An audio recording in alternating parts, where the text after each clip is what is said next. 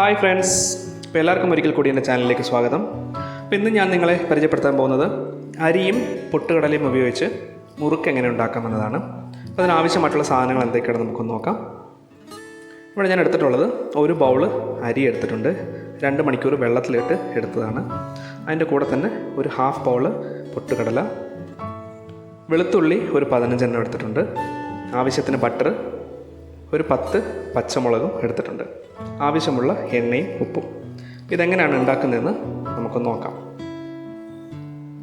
നമുക്ക് ആദ്യം തന്നെ നമ്മൾ എടുത്ത് വെച്ചിരുന്ന അരിയും പച്ചമുളകും വെളുത്തുള്ളിയും കൂടെ നന്നായിട്ട് അരച്ച് പേസ്റ്റാക്കി എടുക്കാം. അതിനോടൊപ്പം തന്നെ നമ്മുടെ പൊട്ടുകടല ഒരു മിക്സിയിലിട്ട് പൊടിച്ചെടുക്കുക. ഇപ്പോൾ നമ്മുടെ അരി അരച്ചെടുത്തിട്ടുണ്ട്, വെളുത്തുള്ളിയും പച്ചമുളകൊക്കെ ചേർത്തിട്ട്. അപ്പോൾ ഈ ഒരു കൺസിസ്റ്റൻസിയിൽ വേണം നമ്മൾ അരിനെ അരച്ചെടുക്കാൻ.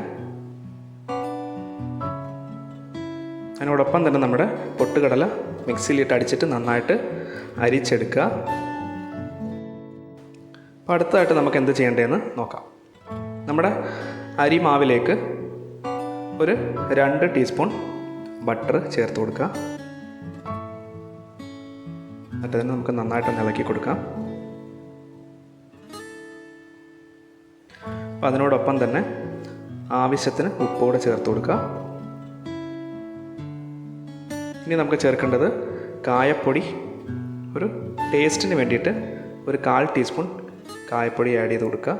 എന്നിട്ട് നന്നായിട്ടൊന്ന് മിക്സ് ചെയ്യുക. അതിനോടൊപ്പം തന്നെ നമ്മൾ പൊടിച്ച് വെച്ചിരുന്ന പൊട്ടുകടല ആഡ് ചെയ്ത് കൊടുക്കുക. കൊടുത്തതിന് ശേഷം നമുക്ക് നന്നായിട്ട് അതൊന്ന് കുഴച്ചെടുക്കാം.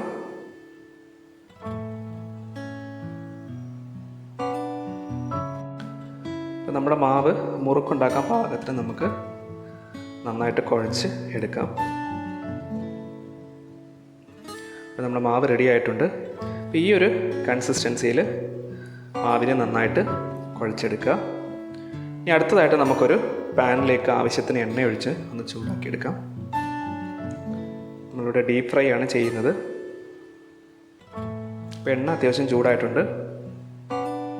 അപ്പോൾ നമുക്ക് മാവിനെ സേവനാഴിക്കകത്ത് നിറച്ച് ഒരു ചട്ടുകം എടുത്ത് അതിൽ ബട്ടർ അപ്ലൈ ചെയ്തിട്ട് അതിൻ്റെ മുകളിലേക്ക് നമുക്കിങ്ങനെ ഓരോ മുറുക്കുകളായിട്ട് അതിന് മുകളിലേക്ക് ഇട്ട് കൊടുക്കാം. ഇനി അതിനെ ഡയറക്റ്റ് നമുക്ക് ഓയിലിലേക്ക് മാറ്റാം. ഇതുപോലെ തന്നെ മറ്റുള്ള മാവ് നമുക്ക് ആ ചട്ടുകത്തിലേക്ക് ഇതേപോലെ മുറുക്കിൻ്റെ ഷേപ്പിൽ ഇട്ട് കൊടുത്തതിന് ശേഷം എണ്ണയിലേക്ക് ഇട്ട് ഫ്രൈ ചെയ്തെടുക്കാം.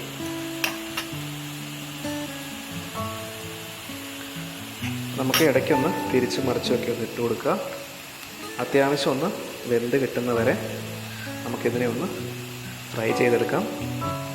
ഒരുപാട് കരിയാണ്ട് ശ്രദ്ധിക്കണം.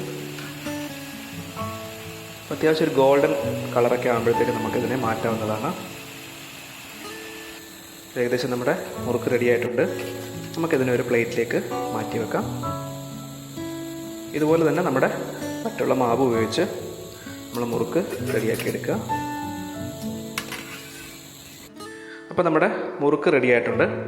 ഇപ്പോൾ എല്ലാവർക്കും ഇഷ്ടപ്പെട്ടു എന്ന് വിചാരിക്കുന്നു. വീടുകളിൽ ട്രൈ ചെയ്ത് നോക്കുക. 4 മണിക്ക് ചായയുടെ കൂടെ കഴിക്കാൻ പറ്റിയൊരു സ്നാക്സാണ്.